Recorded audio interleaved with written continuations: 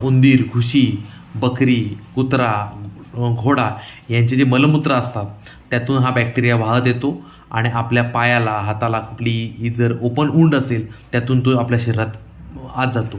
तसेच हे पाणी जर आपल्या डोळ्याला संपर्क आला तर देखील डोळ्यामधून देखील ह्याचा संसर्ग होऊ शकतो.